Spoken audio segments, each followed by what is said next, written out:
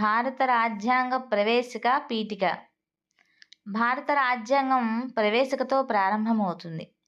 రాజ్యాంగ ప్రవేశికను పీఠిక అని, అవతారిక అని, రాజ్యాంగ మూలతత్వం అని, రాజ్యాంగం ముందు మాట అని, భారత రాజ్యాంగ ఉపోద్ఘాతం అని, రాజ్యాంగ భూమిక అని అంటారు. ఇది వెరీ వెరీ వెరీ ఇంపార్టెంట్ అని గుర్తుపెట్టుకోవాల్సిన విషయం.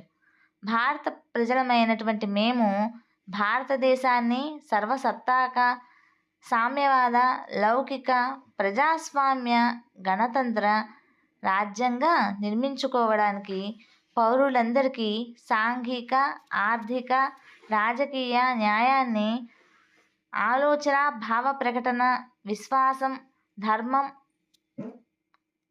ఆరాధనలతో స్వాతంత్రాన్ని, అంతస్తుల్లోనూ అవకాశాల్లోనూ సమానత్వాన్ని చేకూర్చడానికి, వారందరిలో వ్యక్తి గౌరవాన్ని, జాతీయ సమైక్యతను సంరక్షిస్తూ సౌభ్రాతృత్వాన్ని పెంపొందించడానికి 1949 నవంబర్ 26న రాజ్యాంగ పరిషత్తులో ఎంపిక చేసుకొని శాసనంగా రూపొందించుకున్న ఈ రాజ్యాంగాన్ని మాకు మేము ఇచ్చుకుంటున్నాం. ప్రవేశికకు అమెరికా రాజ్యాంగం ఆధారం. ప్రపంచంలో ప్రవేశికను కలిగిన మొదటి రాజ్యాంగం అమెరికా.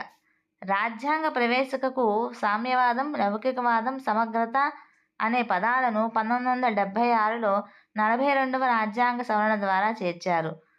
సార్వభౌమ, సామ్యవాద, లౌకిక, ప్రజాస్వామ్య, గణతంత్ర రాజ్యం ప్రవేశిక ముఖ్య స్వరూపం. ప్రవేశికకు ఒకే ఒక సవరణ జరిగింది.